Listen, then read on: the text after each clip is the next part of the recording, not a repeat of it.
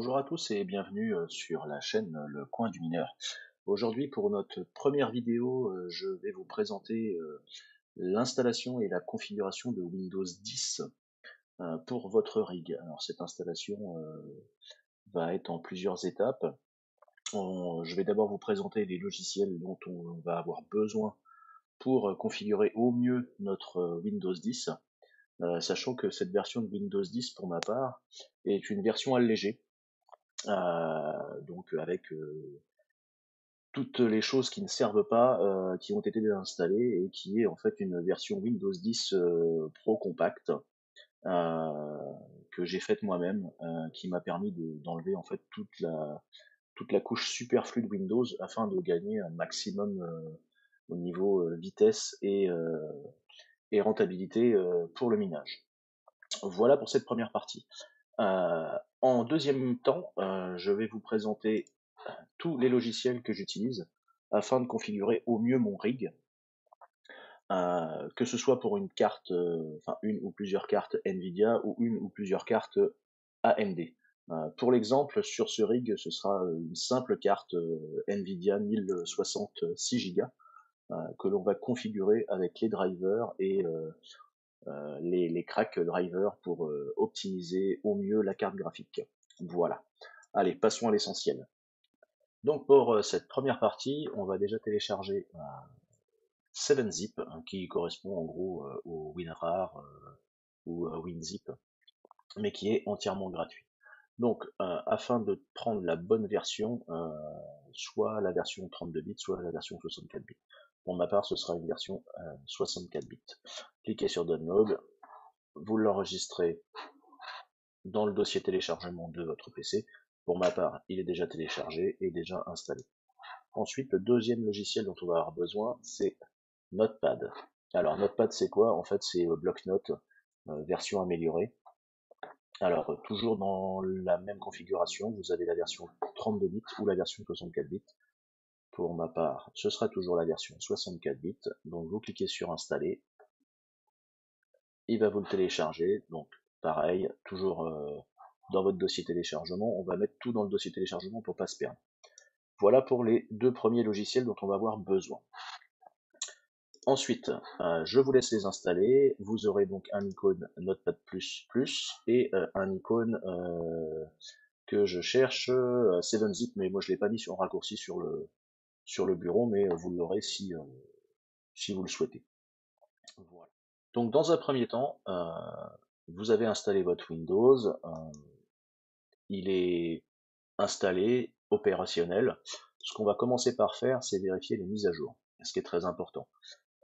Vous allez dans les paramètres, mise à jour de sécurité, vous laissez votre Windows chercher les mises à jour. Donc là, moi, effectivement, j'en ai une à faire. Alors, elle est en train de se faire, donc on va la laisser se faire gentiment, il n'y en a pas pour très longtemps, 25% d'installation.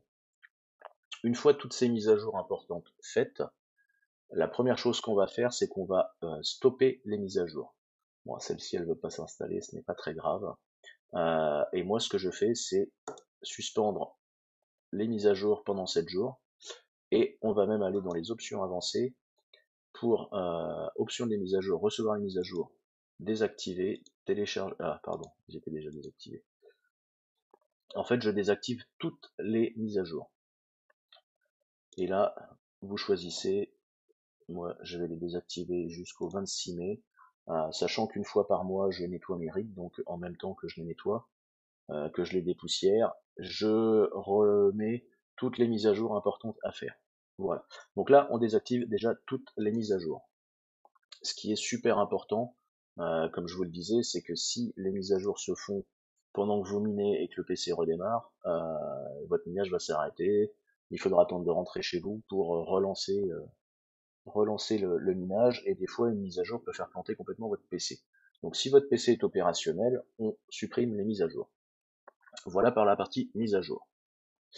Donc ensuite, une fois que vos mises à jour sont faites, vous avez redémarré votre PC, ce qu'il va falloir faire, c'est utiliser une IP statique. Alors, pourquoi une IP statique? Déjà d'une, c'est plus facile pour reconnaître tous vos appareils qui sont sur votre réseau, mais de plus, si vous voulez utiliser l'accès à distance Windows, d'un PC à un autre, si vous avez plusieurs PC chez vous ou un PC de bureau pour accéder à vos rigs de minage, parce que généralement on laisse pas d'écran sur les rigs, donc on voit pas forcément comment ils travaillent. Pour utiliser le remote desktop de Windows, il va falloir avoir une adresse IP pour que ce soit plus facile d'y accéder. Donc pour ça, rien de plus simple, vous cliquez sur l'icône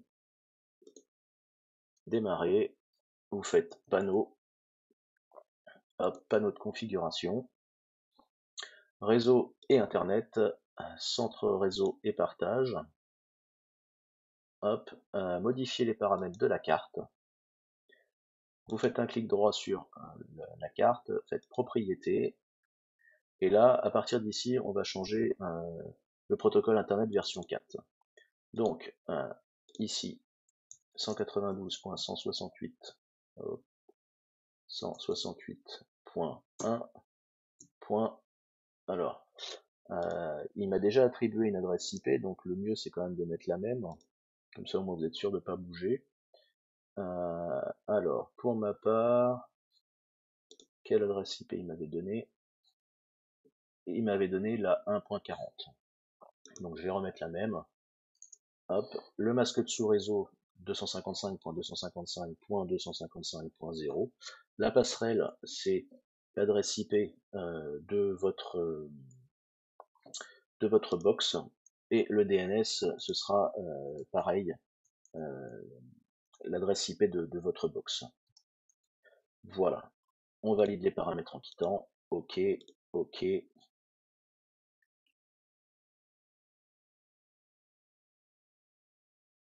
Voilà, donc il me redémarre les diagnostics. Là, il me refait un démarrage des diagnostics réseau, parce que forcément, voilà, il me fait la collecte. C'est terminé sans détecter de problème. Je sais pas pourquoi il m'a fait ça, mais bon. Voilà, donc là, on a une IP fixe. Et là, à partir de là, quand on va utiliser après le remote desktop, ça va être très utile. Comme ça, au moins, vous savez que votre rig a toujours la même IP. On passe à la suite. Donc, une fois que notre adresse IP fixe a été attribuée, on va activer le remote desktop. Donc, pareil, panneau de configuration, système et sécurité, système, je ne vois pas ce que je veux. Non, c'est pas là. Bureau à distance, pardon, voilà, c'est là. Activer le bureau à distance, donc on va l'activer. Activer le bureau à distance, confirmer. Voilà, donc ce qui vous permet de garder mon PC prêt pour les connexions quand il est branché, et rendre mon PC détectable sur le réseau privé et permettre des connexions automatiques à partir de périphériques distants.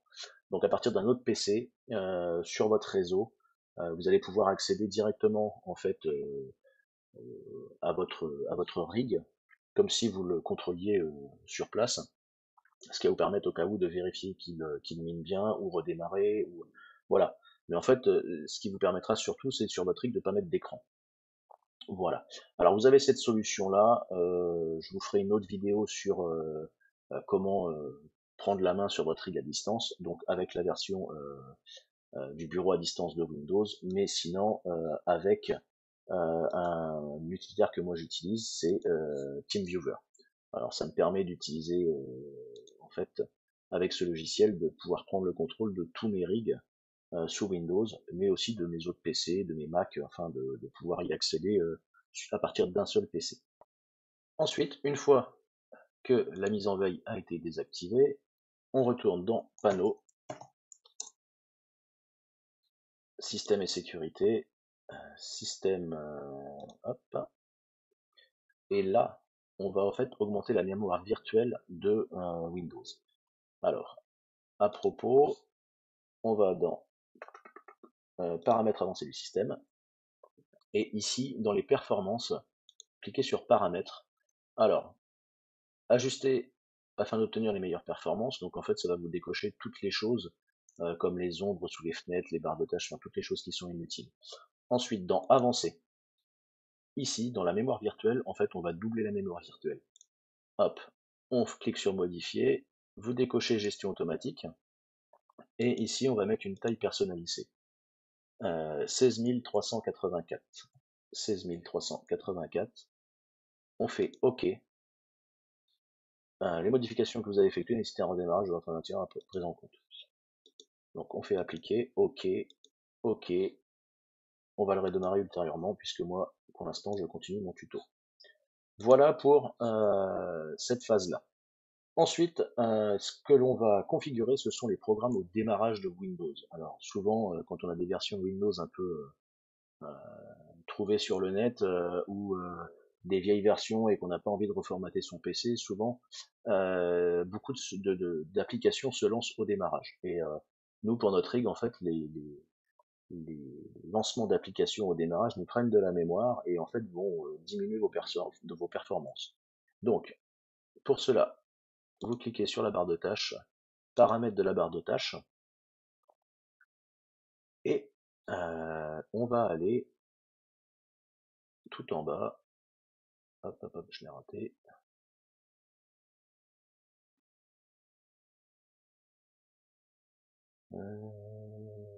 Non, c'est pas là.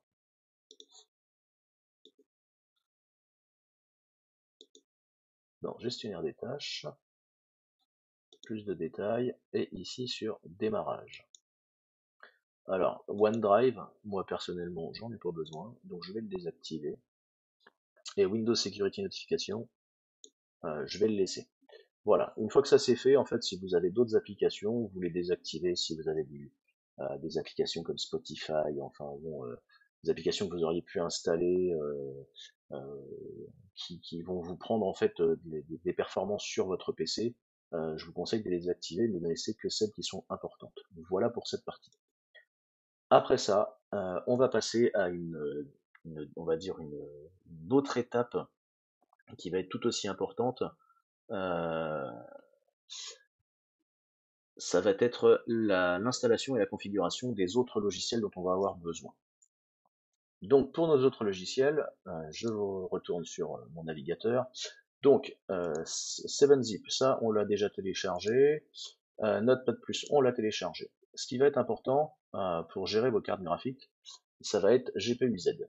Ça va vous permettre de connaître en fait exactement quelle est votre carte et connaître les drivers installés, enfin avoir toutes les infos sur votre carte graphique. Donc vous cliquez sur Download et ensuite vous l'installez. Ensuite, une deuxième petite chose qu'on peut faire, c'est utiliser Macrium Reflex, qui est un petit logiciel gratuit qui va vous permettre, en fait, une fois que toutes vos logiciels et vos pilotes vont être installés, de créer une image disque de votre rig au moment où tout est installé et tout est fonctionnel. Donc si jamais votre rig plante ou votre disque dur lâche, l'avantage de ça, c'est que vous pourrez réinstaller en fait avec une image ISO de votre disque dur. Donc ce qui est beaucoup plus rapide. Après, voilà, c'est au choix, c'est gratuit. Beaucoup de tutos sur Macrium Reflex, bon, voilà, qui est un petit logiciel assez sympa et qui vous permettra de créer une image disque de votre PC pour le réinstaller à tout moment. Voilà, je vais pas faire de tuto dessus, mais sachez que moi personnellement je l'utilise. Je fais une image de chacun de mes rigs, soit sur un DVD, soit sur une clé USB de sauvegarde, et ce qui me permet qu'en cas où si mon disque dur lâche, de pouvoir le relancer assez rapidement avec une configuration qui est fonctionnelle. Voilà pour ça. Donc GPU-Z, on l'a installé, téléchargé et installé. Macrium, je vous laisserai choisir. Ensuite, ce qui va être important de télécharger, c'est DDU, Display Driver Uninstaller. Ce logiciel sert à en fait désinstaller les pilotes graphiques qui sont installés par défaut lorsque vous installez Windows. Donc, ce qui est super important, c'est que en fait, si vous voulez, Windows lui va aller télécharger le driver bêta ou alpha de chez Nvidia pour vous faire fonctionner votre carte graphique. Sauf que c'est pas ce driver dont on va avoir besoin. Donc, on va falloir télécharger DDU et le lancer. On va supprimer en fait les drivers de votre carte graphique installés par défaut pour pouvoir réinstaller proprement les drivers de votre carte graphique. Donc ça c'est pareil, vous cliquez, vous le téléchargez et on va voir après comment on l'utilise.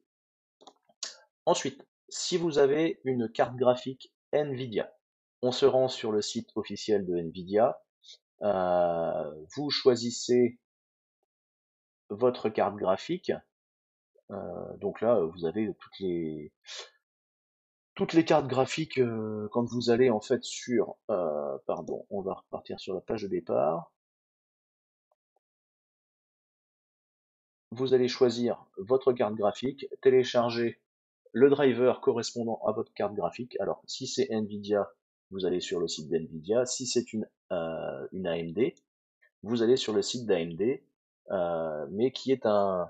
Alors, sur AMD, c'est un peu différent, c'est que vous avez un driver spécial blockchain. Et si vous téléchargez pas ce logiciel, ce driver-là, vous verrez que vous aurez des soucis au niveau des rendements de vos cartes. Donc tous les liens, je vous les mettrai en description. Ce sont des liens officiels, sécurisés et dont je suis sûr. Donc n'allez pas chercher sur Google le truc que je vous déconseille pour télécharger le mauvais driver. Là, vous avez tous les bons liens. Donc pour Nvidia, je vous mettrai le lien. Et pour AMD, je vous mettrai le lien aussi. Ensuite, une fois que vous aurez téléchargé vos drivers, le plus important, ça va être de télécharger en fait les patchs pour les cartes Nvidia et les patchs pour les cartes AMD. Donc, en fait, on va installer le driver officiel et après, en fait, on va patcher le driver. Donc, pareil, je vous mettrai les liens officiels pour le patch Nvidia et le patch AMD ATI.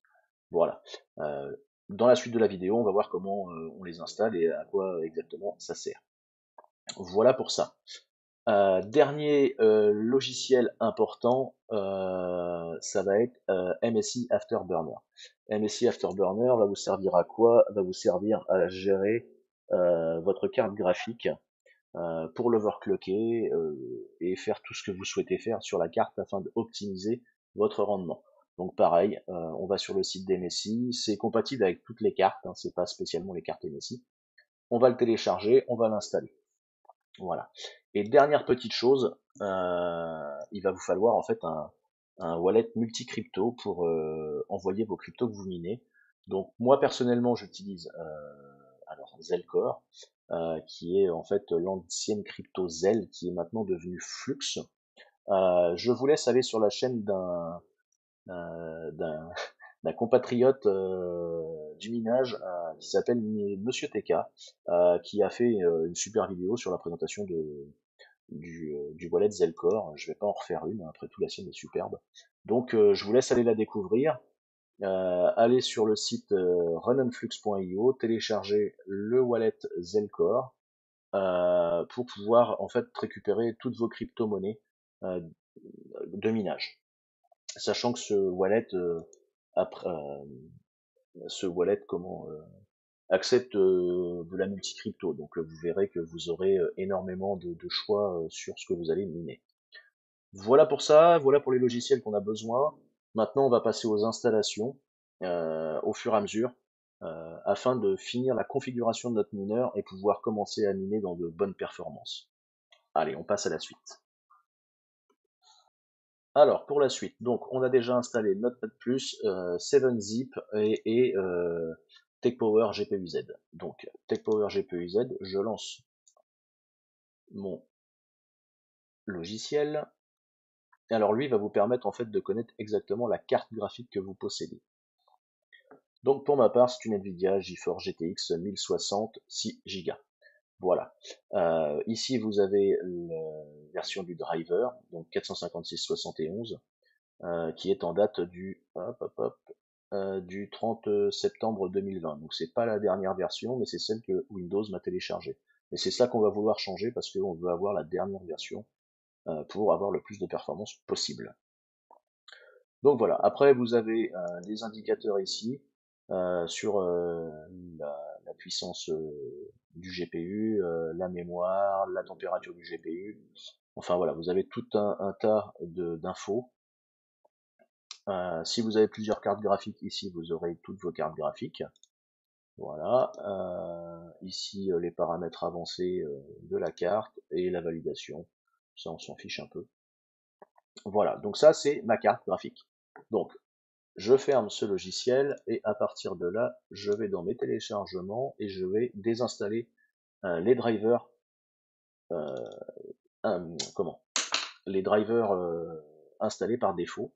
Donc là, je vais utiliser DDU pour désinstaller mes drivers.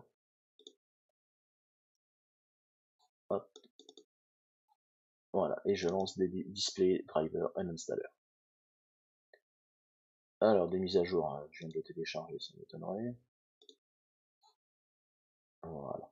Donc des mises à jour sont disponibles, ça, si vous voulez faire la mise à jour, mais normalement si vous téléchargez la dernière, c'est tout bon.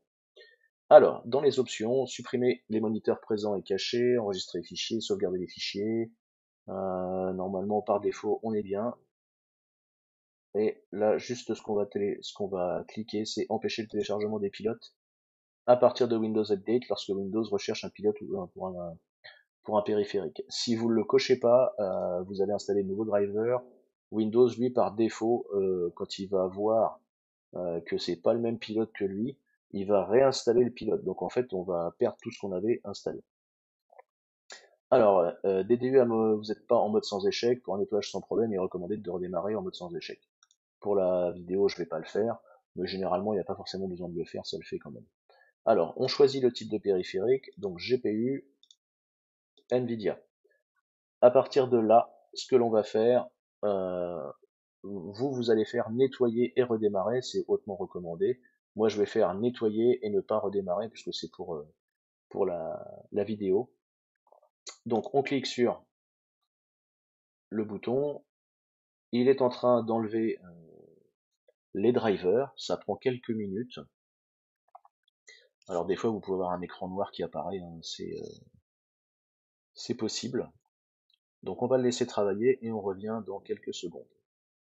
Donc voilà, DDU a fait son boulot, il a désinstallé proprement, des installations propres terminées, voulez-vous quitter maintenant? Donc vous, dans la logique des choses, normalement vous avez fait nettoyer et redémarrer, donc vous allez arriver sur votre bureau, et à partir de là, on va lancer l'installation des drivers que nous on a téléchargés. Donc moi je fais oui, voilà. Donc vous arrivez en gros sur votre bureau, on retourne dans notre dossier téléchargement, et on va utiliser les derniers drivers que nous on a téléchargés. Donc, clic droit, exécuter en tant qu'administrateur. On attend que ça se lance. Alors, il va décompresser en fait le fichier compressé dans un fichier NVIDIA.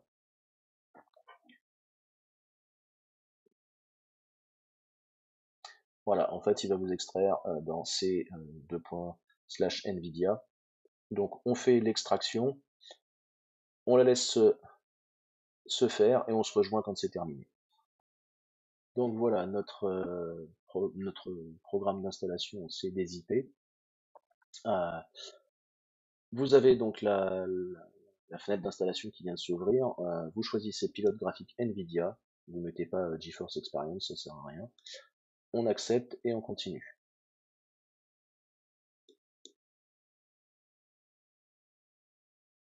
Alors, option d'installation express ou personnalisée. Personnellement, je vais faire personnalisé pour vérifier qu'il n'y a rien qui... Alors, pilote graphique, logiciel système physics, ça, j'en ai pas besoin. Et les pilotes audio HD, j'en ai pas besoin non plus, puisque parce que bah, j'utilise pas la carte son de la sortie HDMI. On fait suivant et l'installation est partie. On se retrouve une fois le programme installé.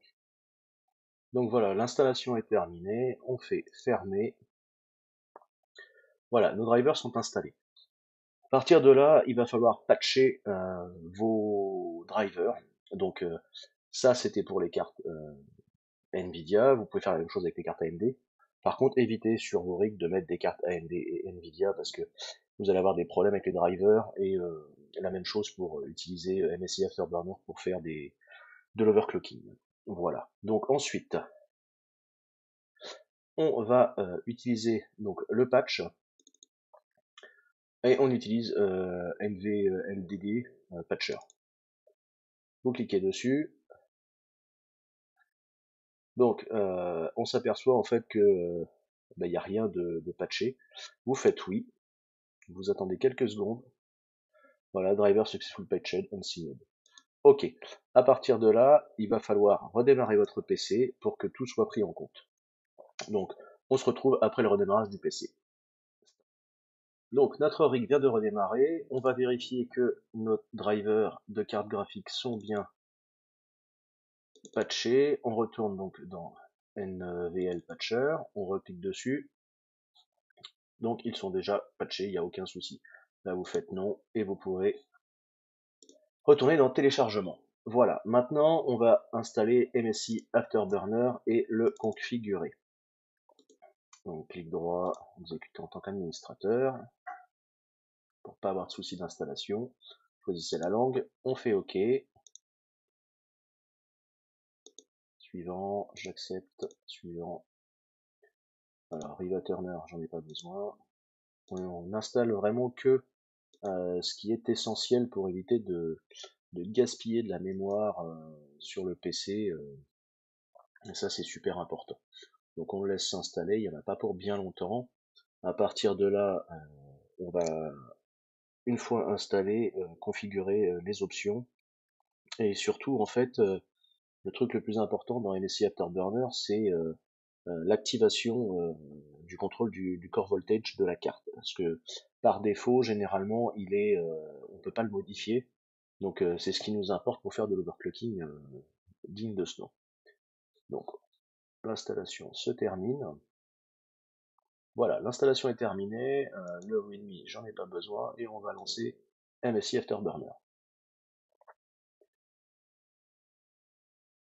Voilà, donc là c'est la dernière version.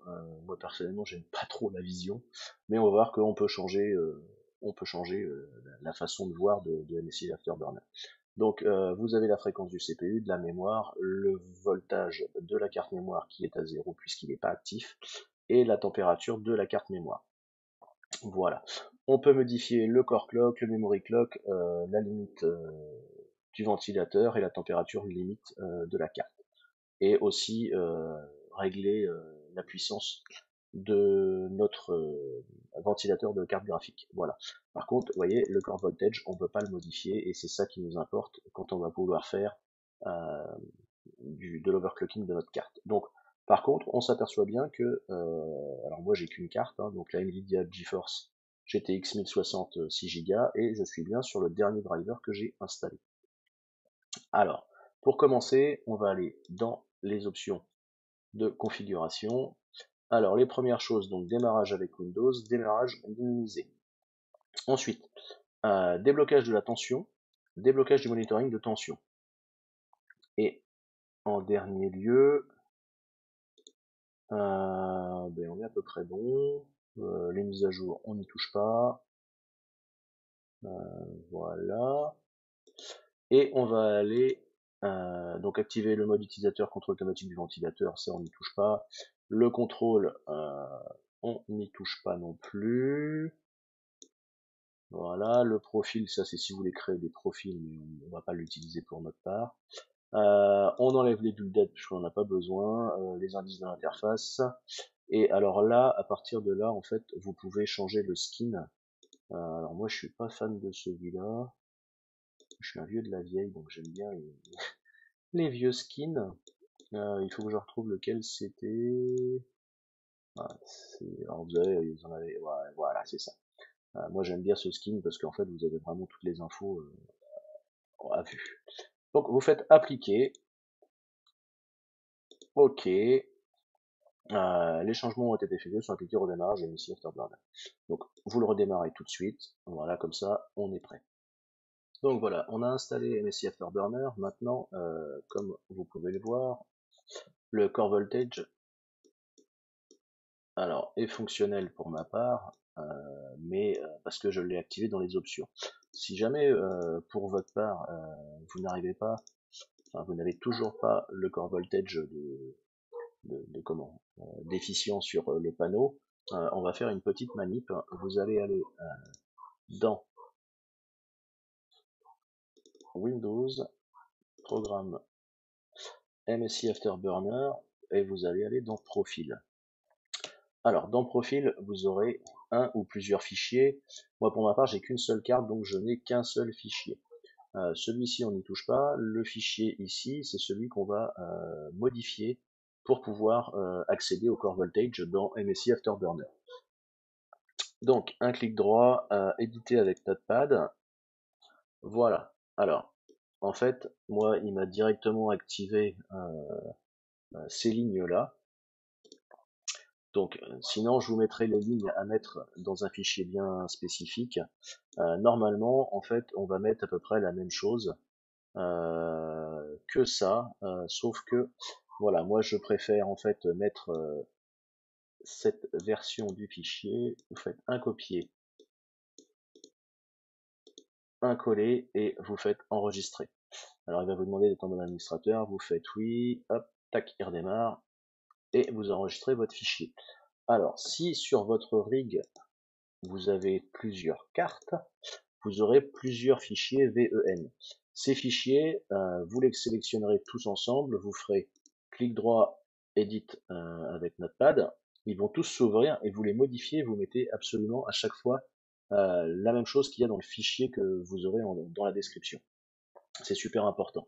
Vous les enregistrez tous, vous refermez, vous quittez MSI Afterburner, voilà, il est bien fermé, et vous le rouvrez. Et dans ce cas-là, vous verrez que le core voltage va être activé. Donc moi, pour ma part, il est activé, donc je vais pouvoir après, par la suite, overclocker ma carte, mais ça on le verra dans une prochaine vidéo quand on utilisera un mineur bien spécifique. Voilà pour MSI Afterburner, qui est une des premières choses. Voilà pour ça. J'ai pas d'autre chose à dire à part maintenant que vous allez pouvoir créer quelques petits profils, on va dire pré-réglés pour utiliser MSI Afterburner. Alors dans le cas d'une Nvidia, ça va être assez simple. On va partir sur des valeurs de base. Euh, d'une pour le core voltage, de deux pour le core clock et le memory clock. Donc pour le core voltage, moi j'aime bien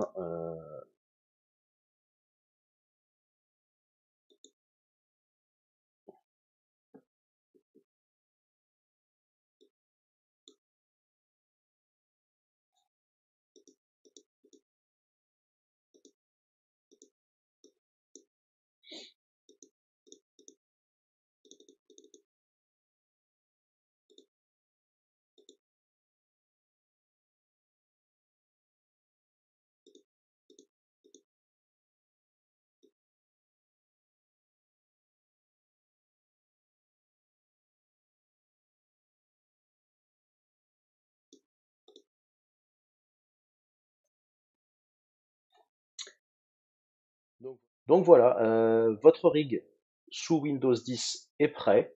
Vous n'avez plus qu'à installer le mineur de votre choix et en fonction de vos cartes graphiques, soit MSI, soit AMD, de ensuite commencer à miner sans overclocker votre carte et par la suite utiliser des configurations d'overclocking qui vous permettront d'augmenter votre hash rate selon le comment le, le- la crypto que vous souhaitez miner, je vais y arriver. Mais ça, voilà, c'est par la suite, une fois que votre mineur est stable, vous pourrez modifier gentiment les trois valeurs, core voltage, core clock, memory clock, en les faisant monter petit à petit pour voir si votre carte graphique est stable, enfin votre ou vos cartes graphiques sont stables et être au maximum de votre capacité de hash rate sur la crypto que vous souhaitez miner. Eh bien écoutez, je vous laisse, je vous remercie de m'avoir écouté pour cette première vidéo. Ça n'a pas été facile pour moi de vous faire une vidéo parce que c'est pas dans mes habitudes. Mais ceci dit, je vous remercie de m'avoir suivi. Un petit pouce bleu si vous avez aimé la vidéo. Abonnez-vous à la chaîne si vous souhaitez voir les prochaines vidéos. Donc dans nos prochaines vidéos, on verra euh, notre ami Nice Hash Miner, qui est pour moi le plus facile à utiliser pour les mineurs débutants. euh, sur un rig ou même sur un PC gamer qui nous permettra de vous montrer comment on peut miner facilement et rapidement du Bitcoin avec un simple PC gamer ou un rig de minage. Voilà, je vous remercie et je vous dis à très bientôt. Au revoir.